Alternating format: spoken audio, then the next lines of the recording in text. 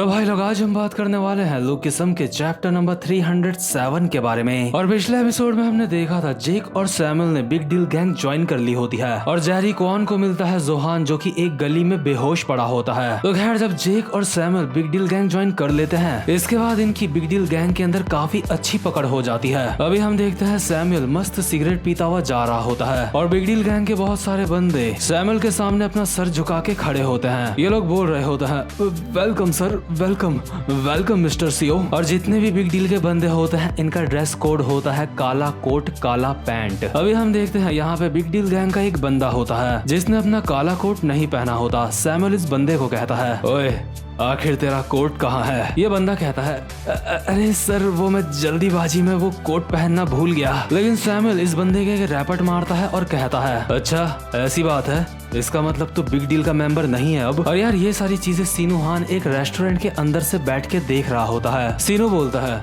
उसे इन लोगों के ऊपर इतना ज्यादा बेरहम नहीं होना चाहिए। तभी जो ओल्ड फेस सीनू के बगल में होता है वो कहता है सर क्या आपको नहीं लगता सैमुअल ने बिल्कुल सही करा है, क्योंकि हमारी गैंग बिग डील धीरे धीरे बहुत ज्यादा बड़ी हो रही है, इसलिए हमें सैमुअल जैसे लोगों की जरूरत है जो हमारी गैंग के लोगों को लाइन में रख सके, उनको सही से हैंडल कर सके। सैमुअल सच में अपनी उम्र के हिसाब से काफी ज्यादा टैलेंटेड है। अभी कुछ समय पहले ही सैमुअल ने बिग डील गैंग ज्वाइन करी है और उसके बावजूद वो बिग डील का नंबर 3 का मेंबर है। सर क्योंकि मैंने बिग डील के पुराने बॉसेस के साथ भी काम करा है और आपके साथ भी काम करा है, इसलिए मैं अपने एक्सपीरियंस से बोल सकता हूँ हम लोग बहुत ज्यादा लकी हैं कि हमारे पास सैमुअल जैसा एक बंदा है। लेकिन सीनू एक अजीब सा मुंह बना के कहता है मैं शर्त के साथ कह सकता हूँ जेक कभी भी किसी को कोट ना पहनने के लिए नहीं मारेगा। ओल्ड फेस कहता है सर आप ऐसा इसलिए कह रहे हो क्योंकि जेक आपका फेवरेट है। सीनू कहता है तो तेरा फेवरेट सैमुअल है ना। ओल्ड फेस कहता है वैसे भी सर जेक के पास ऐसी क्या खास बात है, माना कि जेक को काफी सारे लोग फॉलो करते हैं लेकिन सैमुअल के पास असली टैलेंट है। लेकिन तभी यहाँ पे अलेक्जेंडर होंग अजीब से कपड़े पहन के आता है। अलेक्जेंडर कहता है सर आपके लिए एक कॉल है, ये इंसान बोल रहा है कि इसका नाम जिगलची है, ये गैंगशो से है, क्या मैं इसको दफा होने के लिए बोल दूं। शीनू कहता है अरे जरा देखो एलेक्स कितना ज्यादा क्यूट लग रहा है, ये मुझे खुश करने के लिए हमेशा कुछ ना कुछ नया करता रहता है। ओल्ड फेस कहता है अरे सर जो कॉल आई है पहले उसको पिक करो। इसके बाद शीनू कॉल पे बात करते हुए कहता है यो जिगलसी मैंने सोचा नहीं था कि तू मुझे कॉल करेगा, आखिर तू कहाँ है, हमें कभी मिलना चाहिए भाई। इसके बाद सीन शिफ्ट होता है और हम देखते हैं सैमुअल को। सैमुअल एक ड्रेस को उठा के उसकी जगह में रख रहा होता है। सैमुअल कहता है ये क्या चल रहा है, आखिर ये अपने हैंगर से गिर कैसे गई, क्या यहाँ जो आसपास लड़कियां हैं ये कोई काम धंधा नहीं करती क्या, इस ड्रेस को भी मुझे ही रखना पड़ रहा है। और सैमुअल अपने मन में सोच रहा होता है काफी महीने बीत चुके हैं जब से मैंने बिग डील गैंग ज्वाइन करी है, लेकिन अब मेरे लिए यहाँ पे सीखने के लिए कुछ भी नहीं बचा है। मैं यहाँ से बाहर निकल के कोई बड़े गेम खेलना चाहता हूँ, मैं बड़े लेवल के काम करना चाहता हूँ और वैसे भी बिग डील गैंग में रहने का मेरा कोई भी इरादा नहीं था कभी भी। लगता है अब वक्त आ गया है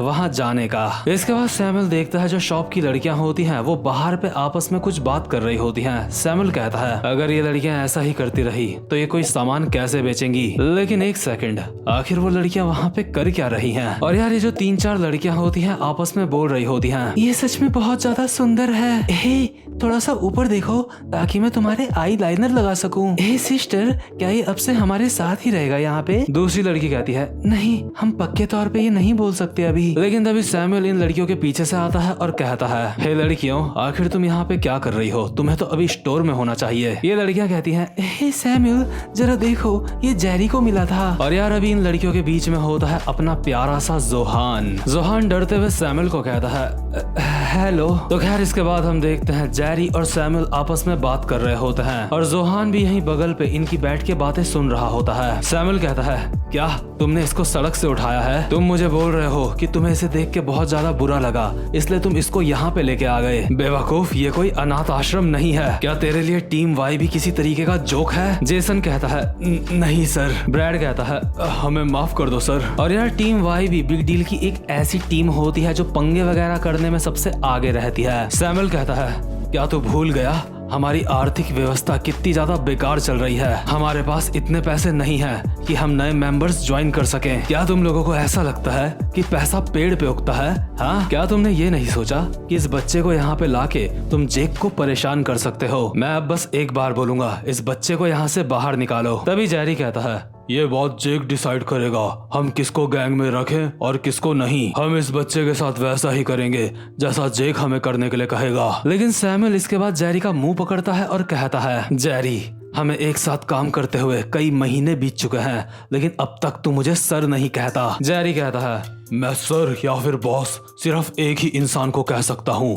और उस इंसान का नाम है जेक। लेकिन तभी जो जोहान होता है डरती हुई आवाज में कहता है, एक्सक्यूज मी सर, क्या आप लोग मुझे यहाँ पे रहने नहीं दे सकते? मैं अपने घर से भाग गया हूँ और अब मेरे पास जाने के लिए कोई भी जगह नहीं है। ऐसी कोई भी जगह नहीं है जहाँ मैं रह सकता हूँ और मुझे पैसों की भी जरूरत है। आप मुझे जैसा कहोगे मैं वैसा करने के लिए तैयार हूँ।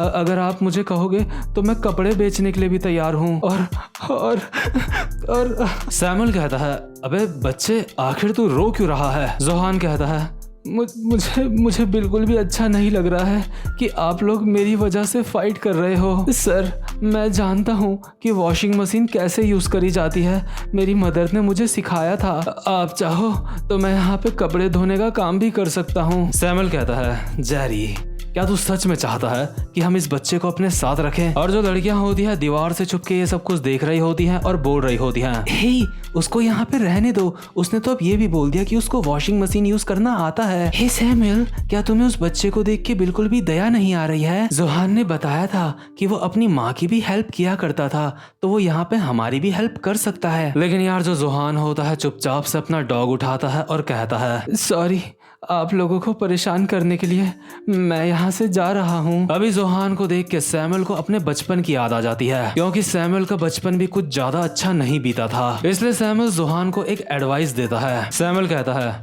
ओए रोने वाले बच्चे, अगर तुझे पैसों की इतनी ज्यादा ही जरूरत है तो लोगों के पैरों से उनके जूते छीन के उनको बेच दे या फिर जो तेरा मन करे वो कर। मैं नहीं जानता कि तेरी क्या सिचुएशन है, तू किस सिचुएशन में है, लेकिन इतनी आसानी से लोगों के सामने रोया मत कर। दुनिया को घंटा फर्क नहीं पड़ता तेरे रोने से। और एक और बात, अगर तुझे दुनिया में सरवाइव करना है तो तुझे अपनी आंखों का लुक बदलना होगा। और यार शायद जोहान ने सैमुअल की बात को काफी ज्यादा सीरियसली ले लिया होता है। जोहान जाते जाते कहता है, थैंक यू। जेरी अपने मन में सोच रहा होता है, मुझे लगता है इस बच्चे से मैं दोबारा मिलूंगा कभी ना कभी। और भाई लोग वैसे जोहान उम्र में इन लोगों से ज्यादा छोटा नहीं होता, वो बस सैमुअल से शायद 1 साल ही छोटा होगा। तो जैसे ही जोहान अभी यहाँ से जा रहा होता है तभी उसकी टक्कर होती है सीनू से। जोहान कहता है, मुझे माफ करना। सीनू कहता है, अरे तू तो वही गरीब बच्चा होगा है ना? बच्चे मुझे बहुत बुरा लगा, तू हमारे साथ नहीं रह रहा है, लेकिन ले कम से कम मैं तुझे अपना पर्स तो दे ही सकता हूँ। और सीनू अपना पूरा का पूरा पर्स जोहान को पकड़ा देता है। और इतनी दरिया दिली देख के जोहान की आंखों से आंसू आ जाते हैं। जोहान कहता है,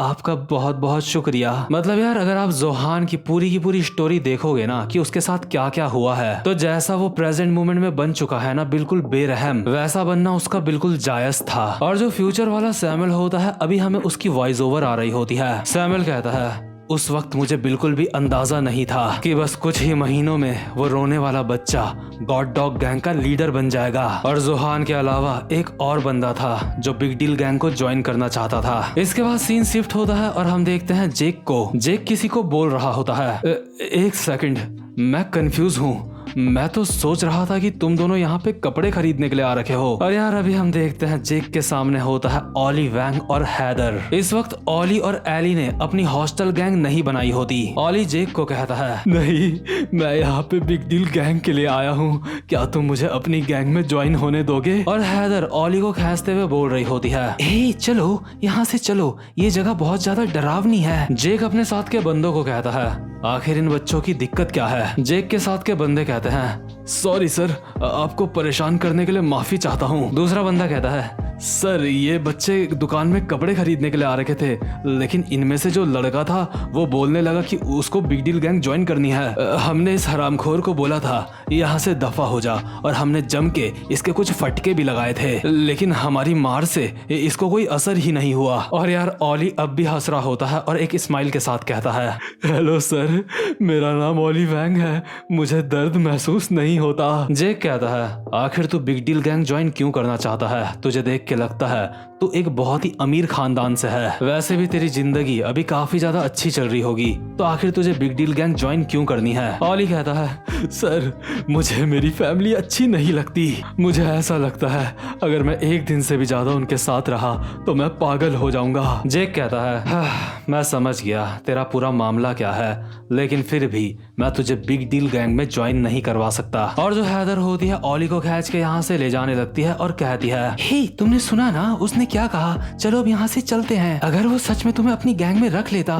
तो तुम तब क्या करते? किसी गैंग को ज्वाइन करने का मतलब ये नहीं है कि तुम्हारी सारी प्रॉब्लम्स खत्म हो जाएंगी। ऑली चिल्ला के बोल रहा होता है, लेकिन फिर भी मुझे बिग डील गैंग ज्वाइन करनी है। और ऑली को देख के जेक अपने मन में सोच रहा होता है, इसे अपनी फैमिली से नफरत है। इसको देख के मुझे खुद की याद आ गई। जेक ऑली को एक आवाज मार के कहता है, ओए बिना दर्द वाले लड़के, मैं अभी तुझे अपनी गैंग में नहीं रख सकता, लेकिन शायद अगली बार ऐसा हो जाए। वैसे भी हमें नहीं पता होता कि कब हमारे साथ हमारी जिंदगी में क्या हो जाए, लेकिन मैं यकीन के साथ कह सकता हूँ हमारे रास्ते फ्यूचर में दोबारा से एक दूसरे से जरूर मिलेंगे। ऑली एक स्माइल के साथ कहता है, ठीक है। अभी जो फ्यूचर वाला जेक होता है हमें उसकी वॉइस ओवर आती है। जेक कहता है, कभी कभी मैं सोचता हूँ अगर हम ऑली वैंग और जोहान को अपनी गैंग में मिला लेते उस वक्त, तो शायद हमें उतनी परेशानियों का सामना नहीं करना पड़ता जितनी हमने करी है। और अभी हमें एक इमेज दिखाई जाती है कि अगर जोहान और ऑली सच में इनकी गैंग में होते तो ये लोग साथ में कैसे लगते। और भाई लोग सच में अगर जोहान और ऑली सच में ये गैंग ज्वाइन कर लेते तो बिग डील गैंग बहुत ही ज्यादा खतरनाक हो जाती। वैसे वो जेक की वजह से पहले से ही काफी ज्यादा खतरनाक हैं, लेकिन इन दोनों के आ जाने से बात कुछ और ही होती। इसके बाद हम देखते हैं जेक समुद्र किनारे खड़ा होता है। जेक समुद्र को देखते हुए कहता है,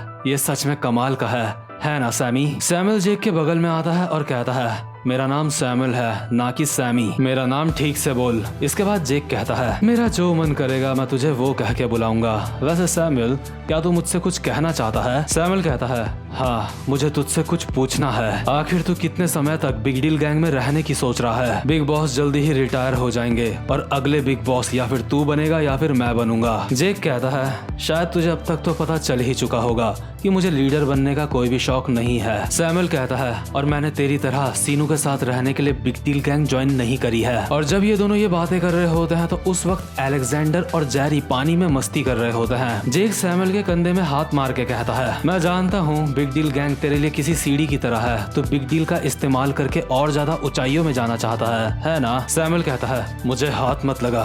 और हाँ, तूने बिल्कुल सही कहा, बिग डील मेरे लिए किसी सीढ़ी की तरह है। जल्द ही मैं बिग डील छोड़ के यहाँ से गंगनम चला जाऊंगा। और अभी हम देखते हैं सैमुअल और जेक के पीछे बहुत सारे बंदे खड़े होते हैं। मतलब इन दोनों की पावर बिग डील गैंग के अंदर सच में काफी ज्यादा होती है। सैमुअल कहता है, मुझे बिग डील के काम करने का तरीका बिल्कुल भी अच्छा नहीं लगता। ये मेरे लिए और मेरे बंदों के लिए बिल्कुल भी सही नहीं है। मैं इससे भी कुछ बड़ा करना चाहता हूँ, मैं कोई बड़ा गेम खेलना चाहता हूँ। जेक कहता है, तो चला जाना, ये सारी बातें तू मुझे क्यों बता रहा है? सैमुअल कहता है, जेक तू भी मेरे साथ आ जा, हम दोनों की टीम बहुत ज्यादा अच्छी होगी। जो अभी हम कर रहे हैं हम दोनों इससे बहुत ज्यादा काबिल हैं। तू भी मेरे साथ गंगनम चल और हम दोनों वहाँ पे मिलके। लेकिन सैमुअल की बात को काटते हुए जेक कहता है, सैमुअल मेरे डैड एक गैंगस्टर थे, उनकी लोग बहुत ज्यादा रिस्पेक्ट करते थे, उनका बहुत ज्यादा नाम था। लेकिन जैसे मेरे डैड थे मुझे उनसे नफरत थी। सब उनकी रिस्पेक्ट करते थे क्योंकि वो किसी के साथ अन्याय नहीं करते थे, लेकिन वो खुद की ही फैमिली के साथ कभी भी सही नहीं रहे। जब मेरे डैड मरे थे तो मैं उनकी फोटो लेके आगे आगे चल रहा था और जितने भी गैंगस्टर्स मेरे पीछे चल रहे थे सब सोच रहे होंगे कि मैं कितना ज्यादा अच्छा बेटा हूँ। लेकिन वो जो कुछ भी हो रहा था मुझे वो बिल्कुल भी अच्छा नहीं लग रहा था। मैं उस इंसान की फोटो को उठा के चल रहा था जिसने जिंदगी भर अपनी फैमिली की चिंता नहीं करी। जो हमारे बिग बॉस है, मैं उनके लिए बस इसलिए काम कर रहा हूँ क्योंकि उनकी गैंग मुझे बाकी गैंग की तरह नहीं लगती। अगर तुम्हें गंगनम जाना है तो तुम चले जाओ, लेकिन तुम्हें वहाँ मेरे बिना ही जाना पड़ेगा। सैमुअल एक स्माइल के साथ कहता है, खैर मैंने सोचा ही था तू ऐसा ही कुछ कहेगा। तो तेरे डैड के लिए बहुत ही बड़ा फ्यूनरल रखा गया था। ऐसे बहुत ही ज्यादा कम गैंगस्टर्स होते हैं जिनके पास इतनी ज्यादा पावर होती है। जेक कहता है, गैप्रियोंग किम मेरे डैड का यही नाम था। और यार ये नाम सुन के ना सैमुअल के तोते उड़ जाते हैं। सैमुअल जो सिगरेट पी रहा होता है उसके हाथ से वो सिगरेट छूट जाती है और उसको याद आती है अपने बचपन की। वो अपने माँ बाप की फोटो देख रहा होता है और अपने फादर को देख के वो अपने मन में बोल रहा होता है, मेरे फादर ये है मेरे फादर गैब्रियोंग किम। और अभी सैमुअल बहुत ही हैरानी भरी नजरों से जेक को देख रहा होता है, क्योंकि असल में ये दोनों होते हैं सौतेले भाई। मतलब अगर इन दोनों के फादर गैब्रियोंग किम हैं तो ये दोनों भाई ही हुए। फिर इसके बाद सीन शिफ्ट होता है और हम देखते हैं दो बंदे चलते हुए आ रहे होते हैं और इनमें से एक बंदा बोल रहा होता है, सबके सब एक साथ हो जाओ। दूसरा कहता है, मैंने कहा अपना मुंह बंद कर। दूसरा बंदा दोबारा कहता है, मैंने कहा सबके सब साथ आ जाओ। दूसरा बंदा कहता है, मैंने तुझे कहा ना अपना मुंह बंद कर। लेकिन तभी इनमें से जो एक बंदा होता है एक दरवाजे में लात मार के वो दरवाजा तोड़ देता है और कहता है, तो यही वो जगह है ना। और यार दरवाजा तोड़ के ये जो दो लोग अंदर आए होते हैं ये कोई और नहीं गन और गो होते हैं। गो यहाँ अंदर आते ही कहता है, सबके सब साथ आ जाओ अगर तुम्हें 4 बड़ी गैंग्स को ज्वाइन करना है। गन कहता है, अपना मुंह बंद कर नहीं तो। और यार जिस जगह का दरवाजा तोड़ के ये अंदर आए होते हैं ये होता है बिग डील का अड्डा। और गन और गो के सामने अभी होते हैं शीनू हान, जेक किम और सैमुअल सीओ। शीनू बहुत ही ज्यादा हैरान होकर कहता है, क्या तुम जून गो हो? और यार यहाँ पे हमें शीनू के चेहरे में साफ साफ पसीना नजर आ रहा है, यानी कि शायद उसको अंदाजा है कि उसके सामने इस वक्त कौन खड़ा है। तो भाई लोग उम्मीद करता हूँ कि आज की वीडियो भी आपको काफी अच्छी लगी होगी और जो अगला चैप्टर है वो काफी ज्यादा मजेदार होने वाला है। और यार वीडियो को लाइक करा करो, किसी भी वीडियो में 2000 से ऊपर लाइक आए ही नहीं है, मतलब किसी में 2000 भी नहीं आए हैं। तो कम से कम इस वीडियो में अगर आप लोग 2K लाइक कर दोगे तो मुझे काफी अच्छा लगेगा। वैसे मैं जानता हूँ कि होने तो नहीं वाले, लेकिन कोई बात नहीं, बोलने में क्या ही जाता है। तो भाई लोग अब मैं मिलूंगा आपसे अपनी नेक्स्ट वीडियो में, तब तक के लिए गुड बाय।